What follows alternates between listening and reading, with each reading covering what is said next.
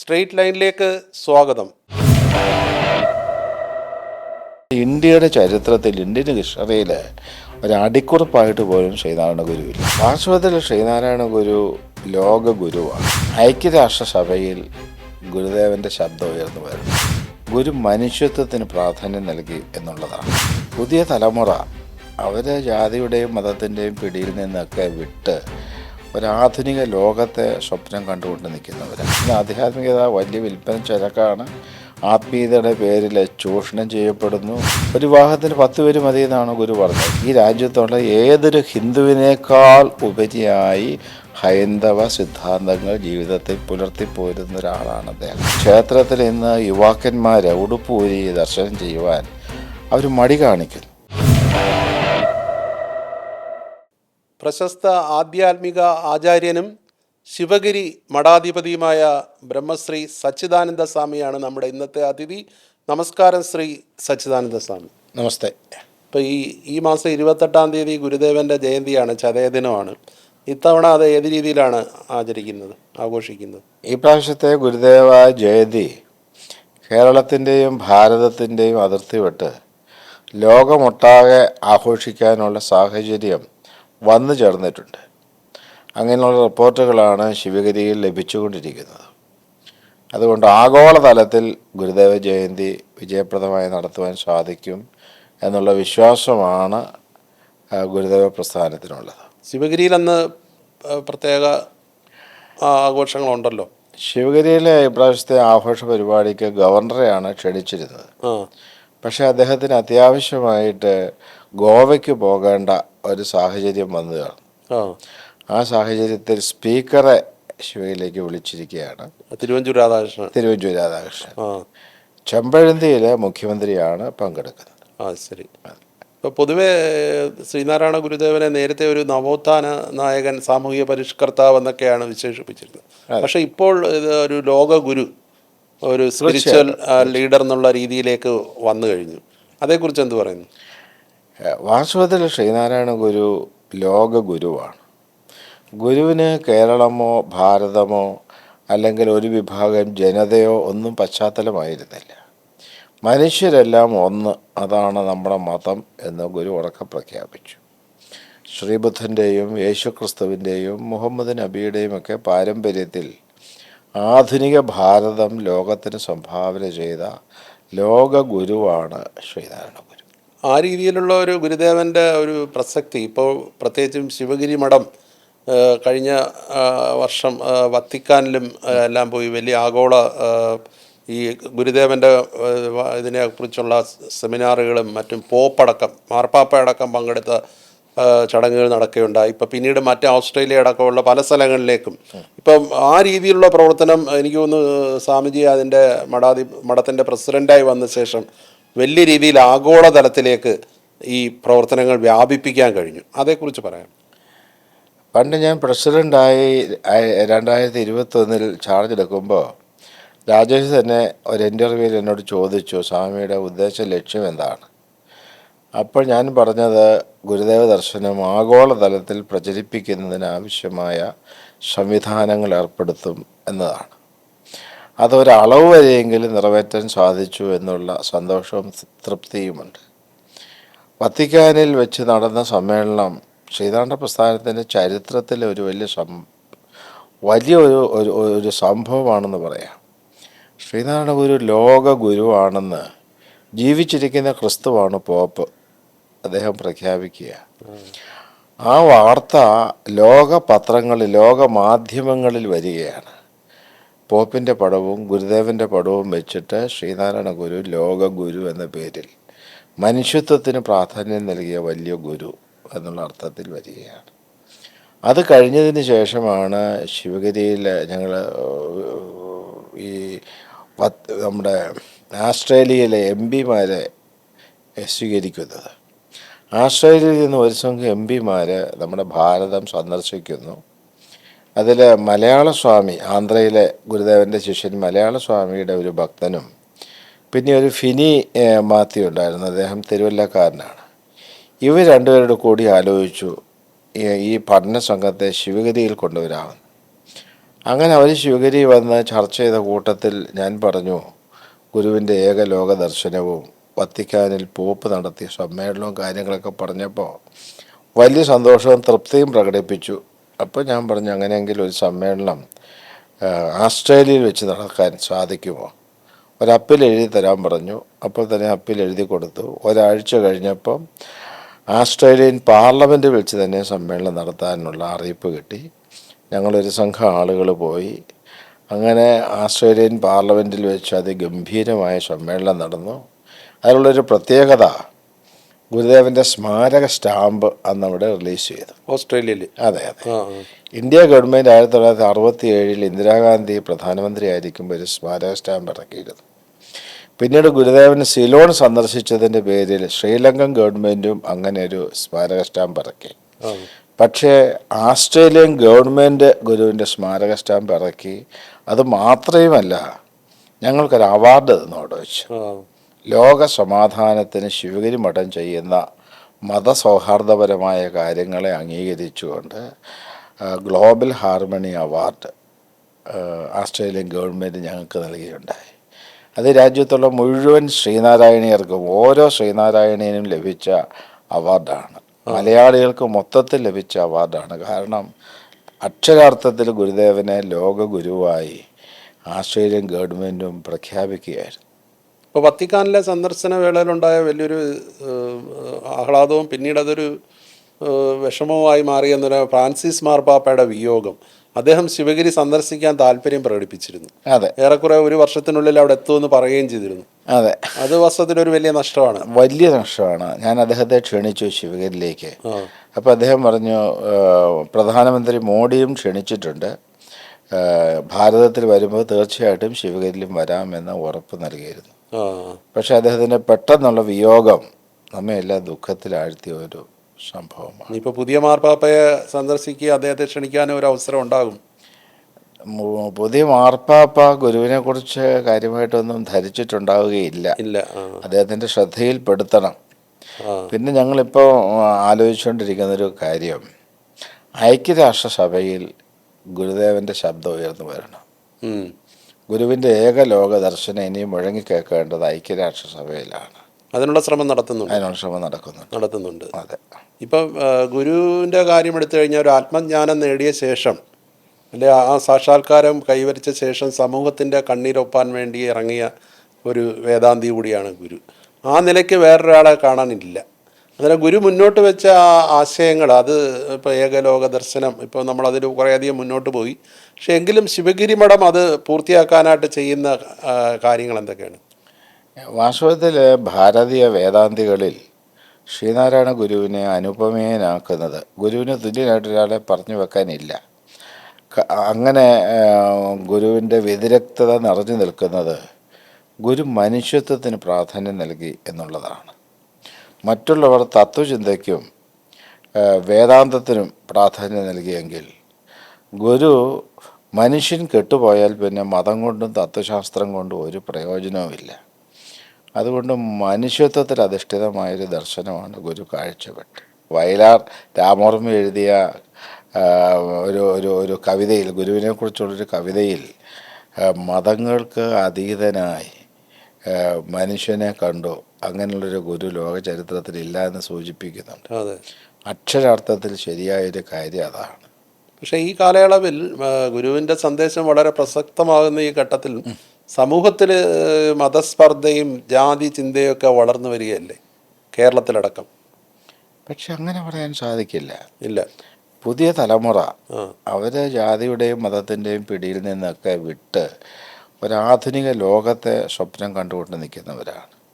അവരുടെ തലയ്ക്ക് മുകളിൽ നിൽക്കുന്നത് ജാതി, മതം, ദേശം തുടങ്ങിയ ഭേദചിന്തകൾക്കെല്ലാം അതീതമായുള്ള ഗുരുവിൻ്റെ ദർശനം തന്നെയാണ്. അത് ഏത് രാജ്യത്ത് ഏതൊരു മഹാമനീഷിയുടെ മുമ്പിൽ ചെന്നാലും ഗുരുവിൻ്റെ ഏകലോക ദർശനം അവരുടെ മുമ്പിൽ കാഴ്ചവെച്ചാൽ അവരെല്ലാം വളരെ ആദരവോടുകൂടി ഗുരുവിനെ കാണുകയും അതുമാത്രമല്ല അതിനുവേണ്ടി നിലകൊള്ളുന്ന വ്യക്തികളോടും അവർക്ക് സ്നേഹവും ബഹുമാനവും ഉണ്ടാകും. ഇപ്പോൾ ഈ ആധ്യാത്മിക ഗ്രന്ഥങ്ങളുടെ വിൽപ്പനയുടെ കാര്യം എടുത്താൽ തന്നെ അത് വളരെയധികം വർദ്ധിച്ചിട്ടുണ്ട്. അത് യുവാക്കൾ അത് വളരെ കൂടുതൽ അത് താല്പര്യപ്പെടുന്നു എന്നാണ് മനസ്സിലാക്കാൻ കഴിയുന്നത്. അത് ഈ ഗുരുവിൻ്റെ രചനകളിൽ വേണ്ടവണ്ണം കേരളീയർ മനസ്സിലാക്കിയില്ല. ഈ അടുത്ത കാലത്താണ് അതിൻ്റെ സവിശേഷത കുറച്ചെങ്കിലും മനസ്സിലാക്കുവാൻ സാധിച്ചത്. ഗുരു പാരമ്പര്യാധിഷ്ഠിതമായി വേദാന്തം പറഞ്ഞു വെക്കുകയല്ല ചെയ്തത്. ഇതിപ്പോൾ ശാസ്ത്രയുഗമാണ്, സയൻസിൻ്റെ യുഗമാണ്, കമ്പ്യൂട്ടർ യുഗമാണ്. ഈ യുഗത്തിൽ ജീവിച്ചിരിക്കുന്ന ആധുനികനായ ഏതൊരു മഹാമനീഷിക്കും സ്വീകാര്യമാകുമാറ് വേദാന്ത ശാസ്ത്രത്തെ തികച്ചും നവീനമായ ശൈലിയിൽ ഗുരു അവതരിപ്പിച്ചു എന്നുള്ളതാണ്. അപ്പോൾ പുതിയ തലമുറയ്ക്ക് അത് കൂടുതൽ സ്വീകാര്യമാകും. ആധ്യാത്മികത അതേസമയം ഒരു വിൽപ്പനച്ചരക്കായി മാറുന്നതായിട്ടും വിമർശനമുണ്ട്. തീർച്ചയായിട്ടും അതിനെക്കുറിച്ച് എന്താ പറയുന്നത്? തീർച്ചയായിട്ടും ഇന്ന് ആധ്യാത്മികത വലിയ വിൽപ്പന ചരക്കാണ്. ആത്മീയതയുടെ പേരിൽ ചൂഷണം ചെയ്യപ്പെടുന്നു, ജനലക്ഷങ്ങൾ അതിലകപ്പെട്ടു പോകുന്നു. അങ്ങനെയുള്ളൊരു ദുര്യോഗം ആ ഒരു രംഗത്ത് നമുക്ക് കാണാൻ സാധിക്കും. വാസ്തവത്തിൽ അതിൽ നിന്നൊക്കെ മോചനം നൽകുന്നതും ഗുരുവിൻ്റെ തത്വദർശനം തന്നെയാണ്. ഗുരു ഒരിക്കലും ഒരു അന്ധവിശ്വാസത്തെ പ്രോത്സാഹിപ്പിച്ചില്ല. ഗുരുവിൻ്റെ ദർശനം ഏറ്റവും ശാസ്ത്രീയമായിരുന്നു. ദൈവത്തെക്കുറിച്ച് പറയുമ്പോഴും സഹോദരൻ അയ്യപ്പനെ പോലെയുള്ള നിരീശ്വരവാദികൾ, സി വി കുഞ്ഞിരാമനെ പോലെയുള്ള ആളുകൾ, ശ്രീകൃഷ്ണ വക്കീലെ പോലെ, സി കേശവനെ പോലെയുള്ള ആളുകൾ, അവർക്കെല്ലാം സ്വീകാര്യനാണ് ഗുരു. കാരണം ഗുരു ദർശനം അവതരിപ്പിച്ചപ്പോൾ അങ്ങനൊരു നവീനമായ ശൈലി ഗുരുദേവൻ അതിനോട് ചേർത്ത് വെച്ചു. അപ്പോൾ അതുകൊണ്ട് ഗുരുവിൻ്റെ ദർശനം എല്ലാവർക്കും സ്വീകാര്യമായി ഇപ്പോഴും നിലനിൽക്കുന്നു. പക്ഷേ ഗുരുവിന് ശേഷം വന്നിട്ടുള്ള പല ആധ്യാത്മിക പ്രസ്ഥാനങ്ങൾ പോലും ജനങ്ങളെ ചൂഷണം ചെയ്യുന്ന ചില സമ്പ്രദായങ്ങളായി അധപ്പതിച്ച് നിൽക്കുകയാണ്. അത് ലോകമൊട്ടാകെ അന്വേഷിച്ചാൽ നമുക്ക് കാണാൻ സാധിക്കുന്നത്. ഇപ്പം ഭക്തജനങ്ങളുടെ എണ്ണം വലിയ രീതിയിൽ കൂടി വരികയാണ്. ഇപ്പോൾ കേരളം എടുത്താലും രാജ്യം മൊത്തത്തിലാണെങ്കിലും. പക്ഷേ നിർഭാഗ്യവശാൽ ഈ ആരാധനാലയങ്ങൾ, ഇപ്പോൾ ഉദാഹരണത്തിന് ശബരിമല, ഇപ്പോൾ ഏറ്റവും ഒടുവിൽ അയോധ്യ, ഇവിടെയൊക്കെ ഇതിൻ്റെ തലപ്പത്തിരിക്കുന്ന ആൾക്കാർ ഈ ജനങ്ങളുടെ സംഭാവന അത് തട്ടിയെടുക്കുകയും അങ്ങനെയുള്ള ഒരു വലിയ വെട്ടിപ്പും മോഷണമൊക്കെ വന്ന് വാർത്തകൾ നിരന്തരം വരുന്നു. പലരും പ്രതിയാക്കപ്പെടുന്നു. ഇതിൻ്റെയൊക്കെ തലപ്പത്തിരിക്കുന്ന ആൾക്കാർ പ്രതിയാക്കപ്പെടുന്ന സംഭവങ്ങളും വരുന്നു. അതിനെ സ്വാമിജി എന്ത് കാണുന്നു? വാസ്തവത്തിൽ ജനങ്ങൾ വലിയ പ്രതീക്ഷയിലാണ് ഈ ശബരിമലയിൽ പോകുന്നതും അയ്യപ്പനെ ദർശിക്കുന്നതും വ്രതമെടുക്കുന്നതും കാര്യങ്ങളെല്ലാം നിർവഹിക്കുന്നത്. അവരുടെ ഭൗതിക ജീവിതത്തിന് അയ്യപ്പൻ്റെ അനുഗ്രഹം അനിവാര്യമായൊരു ഘടകമാണെന്ന് കരുതിക്കൊണ്ടാണ് കേരളത്തിൽ നിന്നും ഭാരതത്തിൽ നിന്നും ലോകത്തു നിന്നും ആളുകൾ അവിടെ ഒഴുകിയെത്തുന്നത്. പക്ഷേ ജനങ്ങളെ ചൂഷണം ചെയ്യുന്നു എന്നുള്ളത് ഇപ്പോഴാണ് നമ്മൾ മനസ്സിലാക്കുന്നത്. അത് അയോധ്യയിലും അതേ രീതിയിൽ അയോധ്യയിലും അത് തന്നെ സംഭവിച്ചു. വലിയ ശ്രമം ചെയ്താണ് BJP ഗവൺമെൻറ് അവിടെ ക്ഷേത്രം പണിത് പ്രധാനമന്ത്രി തന്നെ അതിൻ്റെ പ്രതിഷ്ഠയും നടത്തി ലോകത്തിൽ സമർപ്പിച്ചത്. പക്ഷേ പ്രധാനമന്ത്രിയെ പോലും ഒരു വൃത്തത്തിലാക്കിക്കൊണ്ട് അവിടെ ചൂഷണം അരങ്ങേറി. അതൊരിക്കലും നമുക്ക് വാസ്തവത്തിൽ വിശ്വാസികൾക്ക്, ഭക്തന്മാർക്ക് സഹിക്കാവുന്നതല്ല. ഇങ്ങനെയുള്ള തെറ്റുകൾ ചെയ്തിട്ടുള്ളവർക്ക് കർശനമായ ശിക്ഷ നൽകേണ്ടതല്ലേ? തീർച്ചയായിട്ടും വളരെ കർശനമായ ശിക്ഷ. ഇപ്പം ഈ ശബരിമലയിൽ ഇപ്പം ഇന്ന് പത്രവാർത്തയുണ്ട്, അത് ലഘൂകരിക്കപ്പെടുന്നു. അതെ അതെ അതെ, പ്രതികളെ ചുരുക്കുന്നു. അതെ, വലിയ മേളിലോട്ട് പോകുന്നില്ല. അതെ, അത് സംഭവിക്കാൻ പാടില്ലാത്തതാണ്. എത്ര വലിയ ഉന്നത ശിക്ഷനാണെങ്കിലും അവർ ശിക്ഷിക്കപ്പെടണം. അത് അയോധ്യയുടെ കാര്യത്തിലും ശിക്ഷിക്കപ്പെടണം. ഒരു മൃദു സമീപനവും ഗവൺമെൻറ് എടുക്കാൻ പാടില്ല, എടുക്കില്ല എന്നുള്ള ദൃഢമാണ്. ഇപ്പം നമ്മൾ മോഡിയെ ആണെങ്കിലും അമിത്ഷായെ ആണെങ്കിലും ഒക്കെ നമ്മൾ കണക്കാക്കുന്നത് അങ്ങനെയാണ്. അവർ ധാർമ്മികതയ്ക്ക് വേണ്ടി നിലകൊള്ളുമെന്നുള്ള ഒരു വിശ്വാസമാണ് നമുക്കുള്ളത്. ഇപ്പോൾ ഈ ക്രൈസ്തവ ആരാധനാലയങ്ങളാണെങ്കിലും ഇസ്ലാമിക ആരാധനാലയങ്ങളാണെങ്കിലും അതിൻ്റെയൊക്കെ ഭരണ നേതൃത്വം അവരിൽ തന്നെയാണ്. മറിച്ച് ഹൈന്ദവ ആരാധനാലയങ്ങളുടെ ഭരണ നേതൃത്വം ദേവസ്വം ബോർഡുകൾക്ക് കൊടുക്കുന്നുണ്ട്. ഇത് മറിച്ച് ഈ വിശ്വാസികൾക്ക് വിട്ടുകൊടുക്കണം എന്നുള്ളൊരു വാദം പണ്ടേ ഉണ്ട്. അതിനെക്കുറിച്ചുള്ള ശിവഗിരി മഠത്തിൻ്റെ നിലപാട് എന്താണ്? വിശ്വാസികൾക്ക് കൊടുക്കുന്നത് നല്ലതാണ്. അത് മതത്തിൻ്റെ വ്യാപകമായ പ്രചാരത്തിന് സഹായകമാകും. പക്ഷേ അതോടൊപ്പം തന്നെ അത് കൂടുതൽ ചൂഷണത്തിന് വിധേയമായി തീരുമോ എന്നുള്ള ഭയമുണ്ട്. കാരണം ഹിന്ദുമതത്തിൽ ജാതീയതയാണ് ഇന്നും ശക്തമായിരിക്കുന്നത്. ബ്രാഹ്മണ മേധാവിത്വമൊക്കെ അവിടെ ശക്തമായിരിക്കുന്ന ഒരു സാഹചര്യത്തിൽ ക്ഷേത്രങ്ങളുടെ ഭരണം പൂർണ്ണമായും ഇവർക്ക് വിട്ടുകൊടുത്താൽ വീണ്ടും പഴയ ചാതുർവർണ്ണ്യവും ജാതി വ്യവസ്ഥയൊക്കെ വരുമോ എന്നുള്ള ഒരു ഭയം സാധാരണക്കാരിലുണ്ടാകും. അത് സംഭവിക്കാതെ ഒരു ജനകീയമായ രീതിയിൽ ഇസ്ലാം മതത്തിലും ക്രൈസ്തവ മതത്തിലും ഉള്ളതുപോലെ ഒരു മാറ്റം വന്നാൽ അത് ഏറ്റവും നല്ലതാണ്. ദേവസ്വം ബോർഡുകൾ പക്ഷേ കാര്യക്ഷമമായിട്ട് പ്രവർത്തിക്കണം. അതെ, കാര്യക്ഷമമായി പ്രവർത്തിക്കണം. ഇപ്പം ഇപ്പം ഈ മതപ്രചരണത്തിന് ഇസ്ലാം മതത്തിലും ക്രിസ്തു മതത്തിലുമൊക്കെ മദ്രസകളും സൺഡേ ക്ലാസ്സുകളൊക്കെ നടക്കുമ്പോൾ ഹിന്ദു മതത്തിൽ പുതിയ തലമുറയ്ക്ക് മതത്തെക്കുറിച്ചോ ആത്മീയ ഗുരുക്കന്മാർക്ക് കുറിച്ചൊക്കെ പാഠങ്ങൾ പറഞ്ഞു കൊടുക്കുന്നതിനുള്ള ഒരു സംവിധാനങ്ങളുമില്ല. ഇല്ല. അതെ, അവർക്ക് പുതിയ നമ്മുടെ തലമുറ ഒന്നും മനസ്സിലാക്കാതെ അവരെന്താണ് മതം, എന്താണ് ഗുരുക്കന്മാർ, എന്താണ് ആരാധന, എന്താണ് അമ്പലം, ഇതൊന്നും മനസ്സിലാക്കുവാനും പുതിയ തലമുറയ്ക്ക് സാധിക്കുന്നില്ല. കഴിയുന്നില്ല. അത് പകർന്നു കൊടുക്കുന്നതിനുള്ള സംവിധാനങ്ങളാണ് ഈ മതത്തിൻ്റെ നേതൃത്വത്തിലുള്ള ആളുകൾ ചെയ്യേണ്ടത്. ഞാൻ വാസ്തവത്തിൽ ശ്രീനാരായണ ദിവ്യപ്രബോധനം ധ്യാനം എന്നുള്ളൊരു ആധ്യാത്മിക യജ്ഞം ആരംഭിച്ചു. അതിൻ്റെ പ്രധാന ലക്ഷ്യം പുതിയ തലമുറയിൽ ഗുരുവിൻ്റെ ദർശനം എത്തിക്കുക, ആത്മീയതയിൽ അടിയുറച്ചുള്ള ഒരു കുടുംബ ജീവിതത്തെ വാർത്തെടുക്കുക. അത് നടന്ന പ്രദേശങ്ങളിലൊക്കെ വലിയ മാറ്റമുണ്ടായി.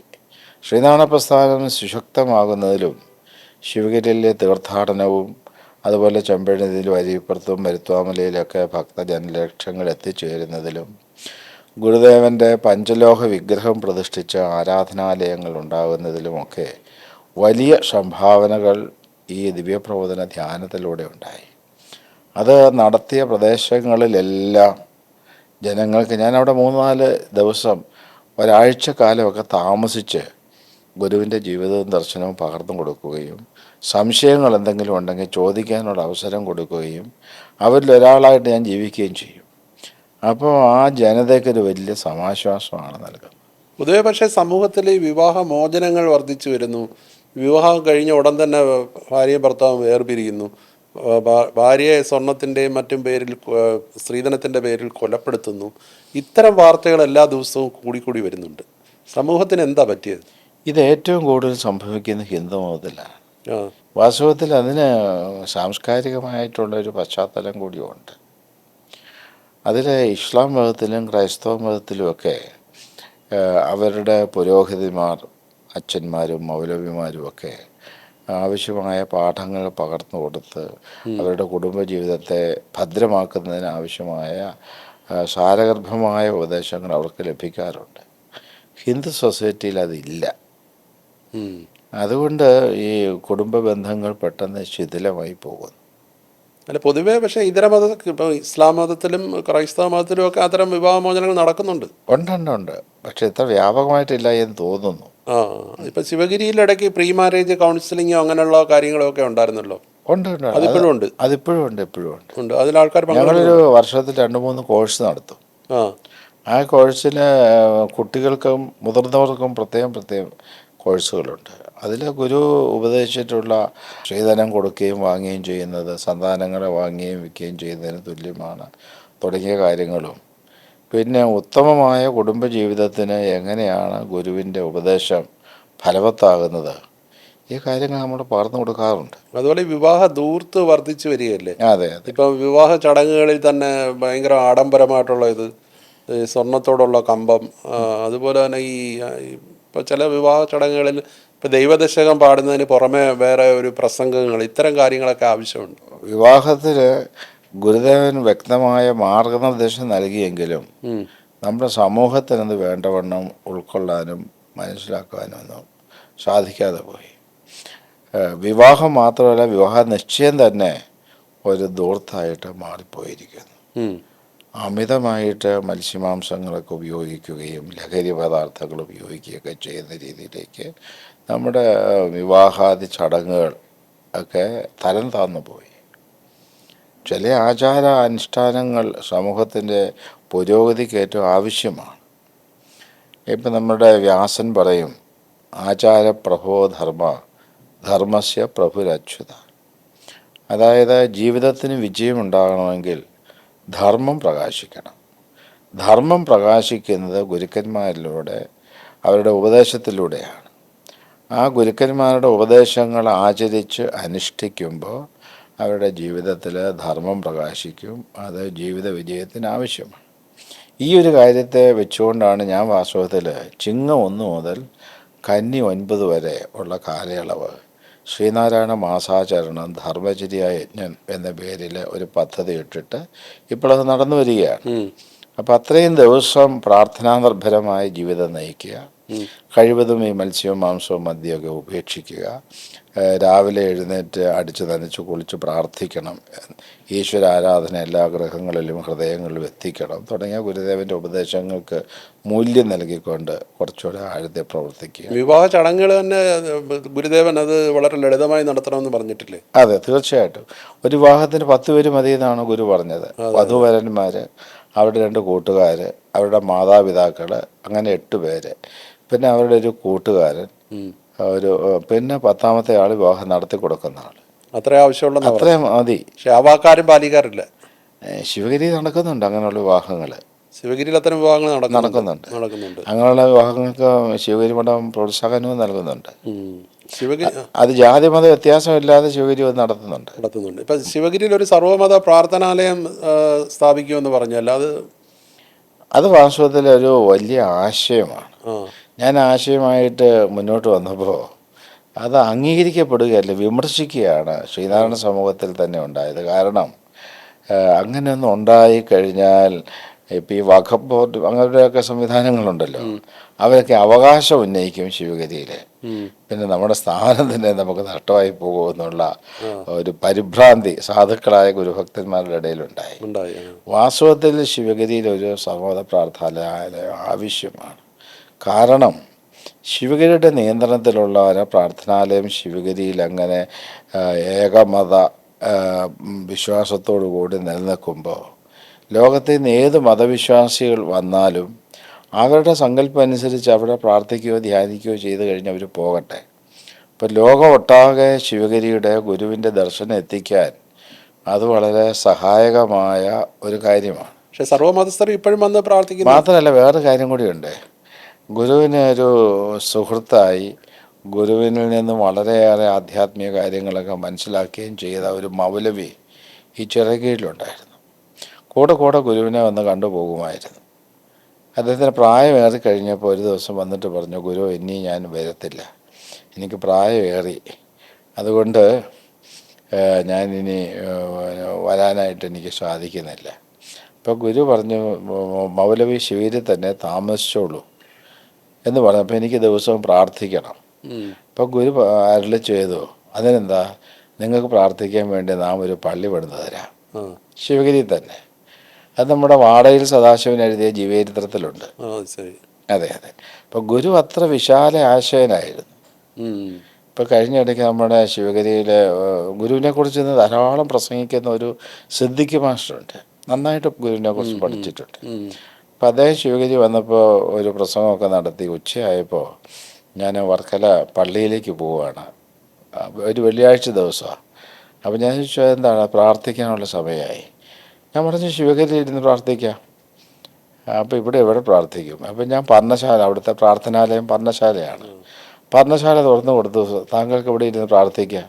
ഞാൻ പായം വിരിച്ചു കൊടുത്തു, അദ്ദേഹം അവിടെ ഇരുന്ന് പ്രാർത്ഥിക്കുകയും ചെയ്തു. അദ്ദേഹത്തിന് വളരെ സന്തോഷവും സംതൃപ്തിയും ഉണ്ടായി. വാസ്തവത്തിൽ ഗുരുവിൻ്റെ വീക്ഷണം അതാണ്, ആരെയും അകറ്റി നിർത്തുന്നതല്ല. അപ്പോൾ ഈ ശിവഗിരി മഠം കഴിഞ്ഞ അടുത്ത കുറേ നാളുകളായിട്ട് സജീവ രാഷ്ട്രീയ കാര്യങ്ങളിലൊക്കെ അഭിപ്രായങ്ങൾ പറയുന്നുണ്ട്. മഠം ശരിക്കും രാഷ്ട്രീയത്തിൽ ഇടപെടേണ്ടതുണ്ടോ? വാസ്തവത്തിൽ ഗുരുവിൻ്റെ ദർശനം മനസ്സിലാക്കിയാൽ തീർച്ചയായും രാഷ്ട്രീയത്തിൽ ശിവഗിരി മഠം ശ്രദ്ധിച്ചു നിൽക്കും. കാരണം ശ്രീമൂലം പ്രജാസഭയിൽ അംഗമായിരുന്നു കുമാരനാശാൻ. ഗുരുവിൻ്റെ കൂടി കൽപ്പനയോട് കൂടിയാണ് അയ്യങ്കാളിക്കും ശ്രീമൂലം പ്രജാസഭയിൽ അംഗത്വം കിട്ടുന്നത്. രാജ്യത്തെ നിയന്ത്രിക്കുന്ന അന്നത്തെ ഭരണ സംവിധാനമാണ് പ്രജാസഭ. 1917 കുമാരനാശാൻ ജനറൽ സെക്രട്ടറി സ്ഥാനം രാജിവെച്ചതിന് ശേഷം അംഗമല്ലാതായി കഴിഞ്ഞു.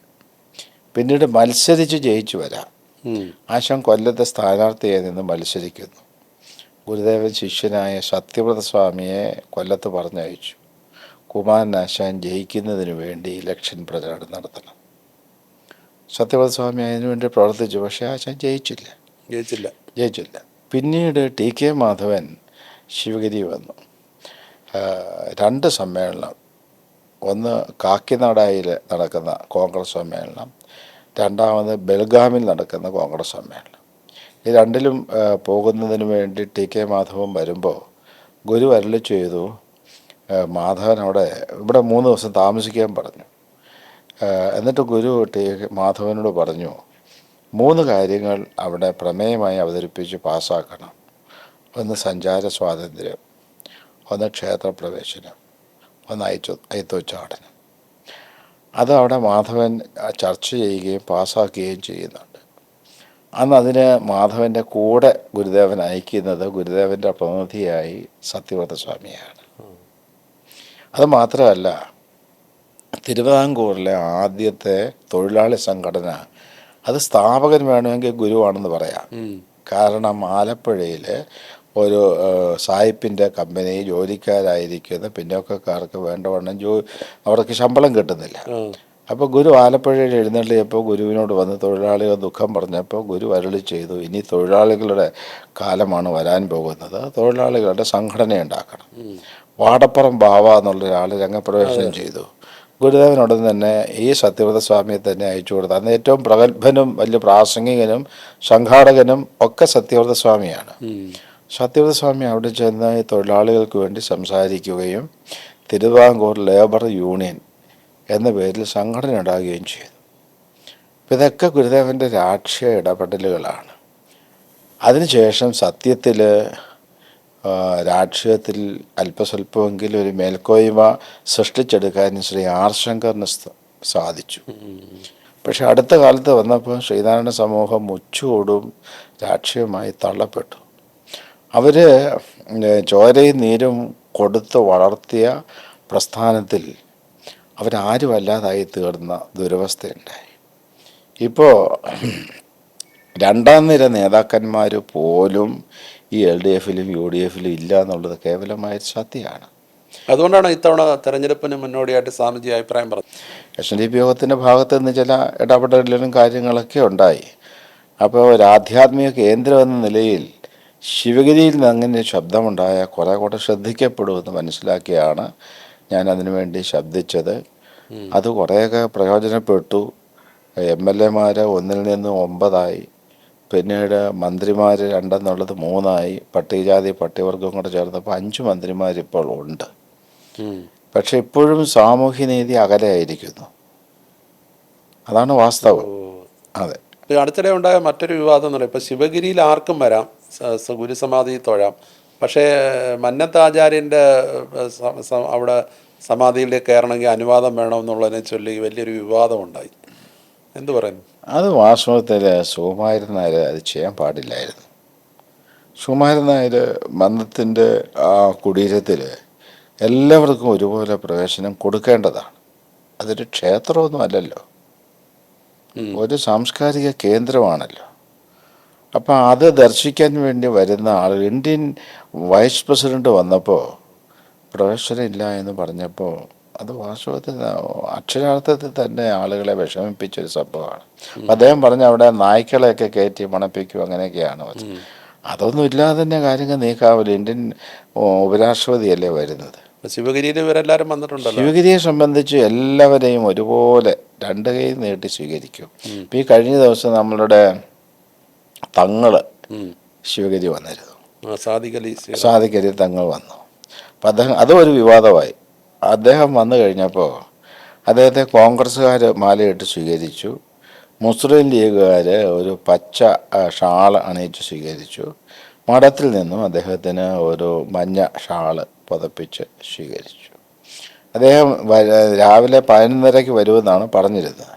പക്ഷേ മറ്റ് പല പരിപാടികളുണ്ട്. രാഷ്ട്രീയ നേതാവ് കൂടിയാണല്ലോ.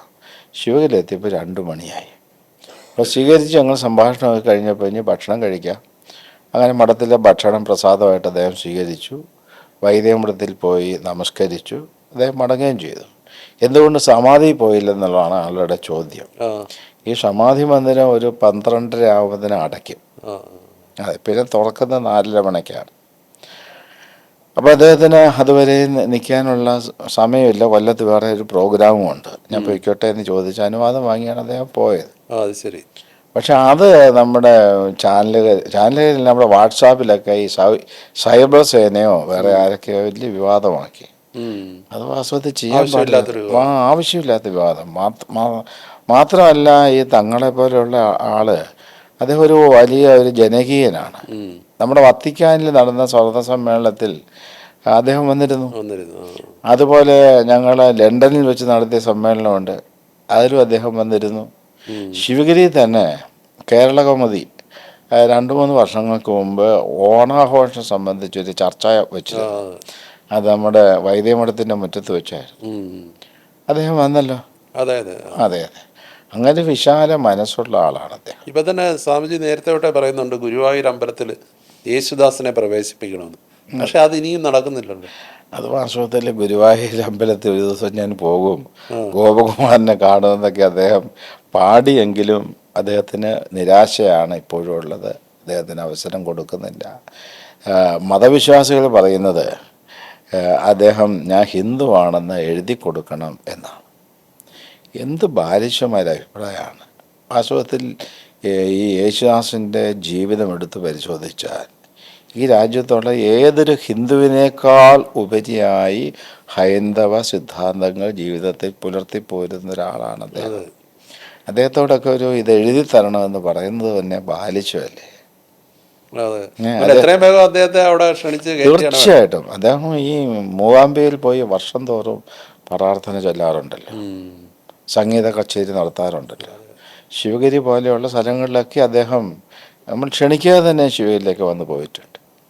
അപ്പം അദ്ദേഹത്തിന് തീർച്ചയായിട്ടും ശബരിമല പ്രവേശനമുണ്ട്, പ്രാർത്ഥനയൊക്കെ സംഗീത കച്ചേരി നടത്താറുണ്ട്. പക്ഷേ ഗുരുവായൂരിൽ ഇപ്പോഴും അടഞ്ഞു കിടക്കുകയാണ്. അത് എത്രയും അദ്ദേഹം പ്രായമായിരിക്കുന്നു, എത്രയും പെട്ടെന്ന് അദ്ദേഹത്തിന് സൗകര്യം കൊടുക്കേണ്ടത് ആവശ്യമാണ്. അതുപോലെ ഈ ക്ഷേത്രങ്ങളിലും മറ്റും ഷർട്ടിടാതെ കയറാൻ പറ്റില്ല എന്നുള്ളത്, അതിനെക്കുറിച്ച് എന്ത് പറയുന്നു? കാലം വൈകിപ്പോയി, കേവലം ആചാര നൂലുകളെല്ലാം പഴകിപ്പോയി. കെട്ടി നിർത്തുവാൻ കഴിയാത്ത ദുർബലപ്പെട്ട ചരടിൽ ജനത നിൽക്കുക. മാറ്റുവിൻ ചട്ടങ്ങളെ സ്വയം, അല്ലെങ്കിൽ മാറ്റുമതുകളെ നിങ്ങളെ താൻ എന്ന് കുമാരനാശാൻ കവിത എഴുതി. കാലം മാറിയിരിക്കുന്നു. എത്രയോ ആചാരങ്ങൾ പരിഷ്കരിക്കേണ്ടതായിട്ടുണ്ട്. ഒരു കാലത്ത് അമ്പലത്തിൽ പ്രതിഷ്ഠ നടത്താൻ ബ്രാഹ്മണന് മാത്രമേ അവകാശം ഉണ്ടായിരുന്നുള്ളൂ എങ്കിൽ ഗുരുദേവൻ രംഗപ്രസവനം ചെയ്ത് ക്ഷേത്രങ്ങൾ സ്ഥാപിച്ചു കഴിഞ്ഞപ്പോൾ ഹൈന്ദവ മതത്തിൽ തന്നെ ആയിരങ്ങൾക്ക് ലക്ഷങ്ങൾക്ക് ശരിയായ ക്ഷേത്ര ദർശനം ലഭിച്ചു. അത് മതത്തിൻ്റെ വളർച്ചയ്ക്ക് സഹായകമായി. അതുപോലെ ക്ഷേത്രത്തിൽ ഇന്ന് യുവാക്കന്മാർ ഉടുപ്പൂരി ദർശനം ചെയ്യുവാൻ അവർ മടി കാണിക്കുന്നു. അപ്പോൾ സ്ത്രീകൾ മാത്രം ഇന്ന് ക്ഷേത്ര ദർശനം നടത്തുന്നു. അപൂർവം ചില സ്ഥലങ്ങളിൽ ചില കുട്ടികൾ യുവാക്കന്മാരൊക്കെ പോയെങ്കിലായി. അതുകൊണ്ട് കാലത്തിൻ്റെ ആ മാറ്റം മനസ്സിലാക്കിക്കൊണ്ട് എല്ലാവർക്കും ക്ഷേത്രത്തിൽ ഒരുപോലെ ഷർട്ടിട്ടുകൊണ്ട് തന്നെ പ്രവേശനം അനുവദിക്കേണ്ടത് ഏറ്റവും ആവശ്യമായ ഘടകമാണ്. പഴയ കാലത്ത് നിന്ന് സ്ത്രീകൾക്ക് സമൂഹത്തിൽ കുറെ കൂടെ ഒരു സ്വാതന്ത്ര്യം കിട്ടുന്നുണ്ടോ? ഇപ്പം അവർ മുന്നോട്ട് ഇപ്പം പെൺകുട്ടികളാണെങ്കിലും പഠനത്തിലാണെങ്കിലും ഏത് മേഖലയിലും അവർ മുന്നിലാണ്. പക്ഷേ ആ രീതിയിലുള്ളൊരു തുല്യത സമൂഹത്തിൽ ലഭിക്കുന്നുണ്ടോ? അല്ല, ക്ഷേത്രത്തിൽ ഇപ്പോൾ സ്ത്രീകളെ സംബന്ധിച്ചാണ് എങ്കിലും പണ്ടൊക്കെ സാരിയും സെറ്റും ഒക്കെ ഉടുത്തൊക്കെ പാടുണ്ടായിരുന്നുള്ളൂ. അത് ഈ ചുരിദാരൊന്നും അനുവദിച്ചിരുന്നില്ല. പക്ഷേ ഇപ്പോൾ ചുരിദാരൊക്കെ ഇട്ടുകൊണ്ട് ക്ഷേത്രത്തിൽ അവർക്ക് പോകാമെന്നുള്ള ഒരു സ്ഥിതി വന്നിട്ടുണ്ട്. ആ ഒരു മാറ്റം എന്തുകൊണ്ട് പുരുഷന്മാരുടെ അടുത്തും ആ മാറ്റം ഉണ്ടായില്ല? ഇപ്പം നമ്മുടെ ഈ പത്മനാഭസ്വാമി ക്ഷേത്രത്തിൽ പാൻ്റ് എടുക്കാൻ പാൻറ്റിന് പുറത്തുകൂടി ഒരു മുണ്ടുകൂടി കൊടുത്തോണ്ടേ കയറാൻ പാടുള്ളൂ. ആ മുണ്ട് എത്രയോ ആളുകൾ കൊടുത്ത മുണ്ടാണ്. അത് തന്നെ അശുദ്ധമല്ലേ? അത് പാൻ്റ് ഇട്ട് കണ്ട് അവിടെ കയറി തൊഴുതുകൊണ്ട് അവിടുത്തെ ഈ പത്മനാഭസ്വാമി ഇറങ്ങിപ്പോവുമോ? വൃത്തിയായി അല്ല ശുചിയായി വസ്ത്രം ധരിച്ചു എന്നാൽ അത് അവിടെയുള്ള ദേവനെ സംബന്ധിച്ച് ദേവന് കൂടുതൽ സന്തോഷവും തൃപ്തിയും നൽകുകയുള്ളൂ. ശുചിയായിരിക്കണം, വൃത്തിയായിരിക്കണം. ഞാൻ പൊതുവായിട്ട് ചോദിച്ചാണ്, സ്ത്രീകളുടെ ഒരു മുന്നേറ്റം സമൂഹത്തിൽ എത്രമാത്രം? സ്ത്രീകൾ നേരത്തെക്കാട്ടൊക്കെ വളരെ മുന്നോട്ട് വന്നിട്ടുണ്ട്. വിദ്യാഭ്യാസ രംഗത്തും അതുപോലെ സാമൂഹ്യ രംഗത്തും സാംസ്കാരിക രംഗത്തും ഒക്കെ വളരെ ഒരു മുന്നേറ്റം സ്ത്രീകളുടെ ഇടയിൽ വന്നിട്ടുണ്ട്. രാഷ്ട്രീയ രംഗത്തും അതൊക്കെ ഗവൺമെൻറ്റിൻ്റെ ചില തീരുമാനങ്ങളൊക്കെ ഉണ്ടല്ലോ, അതൊക്കെ സഹായകമാണ്. അവർ വളരെ മുന്നേറിക്കൊണ്ടിരിക്കുന്നു. ഇപ്പോൾ 2 വർഷം കൂടെ കഴിഞ്ഞാൽ 1928 ഗുരു സമാധിയുടെ 100 വർഷമാണ്, ശതാബ്ദി ആവുകയാണ്. അതെ. അതിന് ശിവഗിരി വലിയ പരിപാടികൾ ആസൂത്രണം ചെയ്തു. ഞങ്ങൾ കഴിഞ്ഞ വർഷം തന്നെ ഇന്ത്യയുടെ രാഷ്ട്രപതി നമ്മളുടെ ദ്രൗപദി മുർമു ശിവഗിരിയിലെത്തി സമാധിയുടെ ശതാബ്ദി 3 വർഷം നീണ്ടു നിൽക്കുന്ന സമാധി ആചരണ ശതാബ്ദി ഉദ്ഘാടനം ചെയ്തു. അത് സംബന്ധിച്ചിട്ടുള്ള സമ്മേളനങ്ങൾ ഇന്ത്യയുടെ പല ഭാഗത്തും നടന്നു, ഇന്ത്യക്ക് വെളിയിൽ നടന്നു. ശിവഗിരിയിൽ തന്നെ 2 സ്മാരക ഗ്രന്ഥങ്ങൾ വലുത്, ശ്രീനാരായണ ഗുരു ദിവ്യ ലീലാമൃതം എന്ന പേര് 2 വാളി ഇറക്കിയിരിക്കുന്നത്. 3-ാം വാളി ഉടൻ തന്നെ ഇറങ്ങും. ഈ ശതാബ്ദി സ്മാരകമായിട്ടുള്ള ഗ്രന്ഥമാണ്. 3 വർഷത്തേക്ക് അത്തരം പരിപാടികൾ. അതെ അതെ അതെ. അപ്പോൾ ഈ പ്രാവശ്യത്തെ സമാധി ദിനം 100ലേക്കുള്ള കാൽവെൽപ്പാണ്. അതായത് 2027 എന്ന് പറയുന്നത് 100ാമത് മഹാസമാധി ദിനമാണ്. 2028 വരുമ്പോൾ 101ാമത് മഹാസമാധി വർഷം പൂർത്തിയാവുകയാണ്. അതെ അതെ. അതുകൊണ്ട് ഈ വർഷം തൊട്ട് ഈ സമാധി ദിനാചരണ പരിപാടികൾ വ്യാപകമായി ശതാബ്ദിയുടെ ഭാഗമായിട്ട് സംഘടിപ്പിക്കേണ്ടതായിട്ടുണ്ട്. ഇപ്പം സ്വാമിജി ശിവഗിരിയിൽ എത്തിയിട്ട് 1/2 നൂറ്റാണ്ടായി, 2026 ആയപ്പോൾ. അന്നേരം ഇപ്പോൾ ഒരു ടേമും പൂർത്തിയാകുകയാണ്. തിരിഞ്ഞു നോക്കുമ്പോൾ എങ്ങനെയാണ്? എനിക്ക് വളരെ വളരെ സന്തോഷവും സംതൃപ്തിയുണ്ട്. കാരണം ഞാൻ സമൂഹത്തിലേക്ക് ഇറങ്ങി വന്ന് പ്രവർത്തിക്കുമ്പോൾ ഗുരുദേവൻ ഈശ്വരനാണെന്ന് പറഞ്ഞാൽ മഹാത്മാഗാന്ധി ഈശ്വരനാണോ എന്ന് തിരിച്ചു ചോദിക്കുമായിരുന്നു. ഇപ്പോൾ ആ അന്തരീക്ഷം മാറി.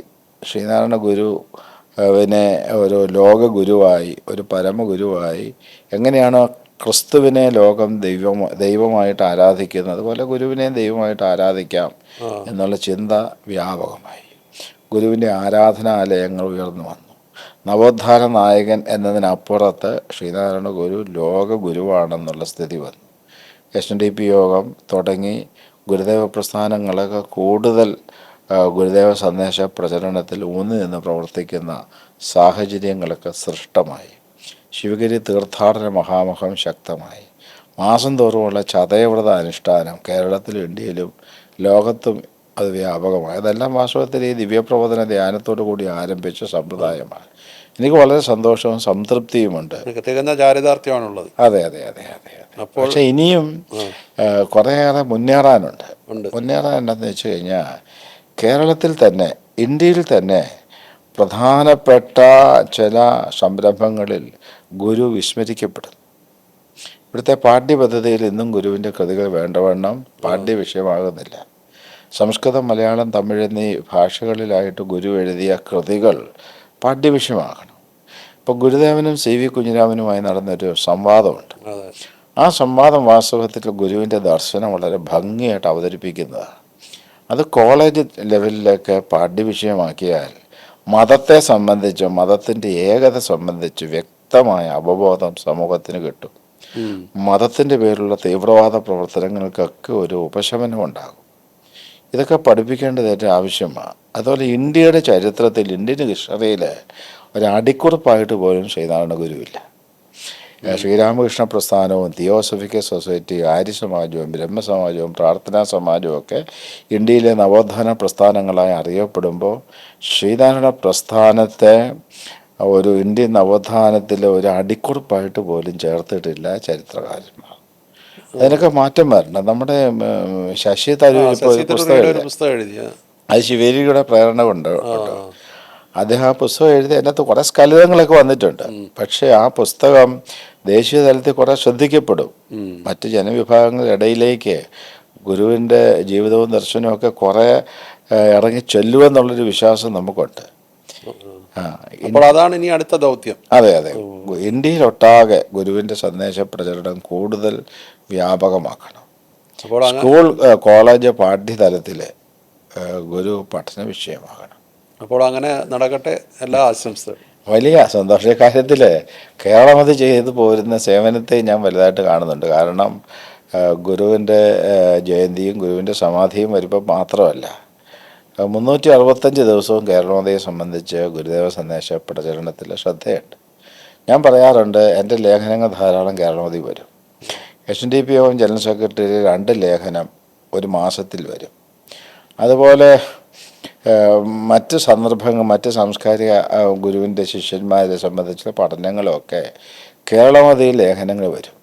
അതുപോലെ മറ്റ് പത്രങ്ങളിൽ കൂടുതൽ വരുന്നില്ല. ഇപ്പം ആളുകൾ ഈ കേരള കൗമുദിയെ ഒരു ശ്രീനാരായണ പ്രസ്ഥാനത്തിൻ്റെ ഭാഗമായിട്ടാണ് ഞാൻ കാണാറുള്ളത്. അപ്പോൾ ഗുരുദേവ സന്ദേശ പ്രചരണം ശക്തമാകുന്നതിൽ ഭക്തന്മാരുടെ ഇടയിൽ കേരളമതിയെക്കുറിച്ചുള്ള ഒരു ശ്രദ്ധ കൂടി കുറെ ആഴത്തിലുണ്ടാകേണ്ടതുണ്ട്. അതെ അതെ അതെ അതെ. അപ്പോൾ വളരെ നന്ദി. വളരെ സന്തോഷം.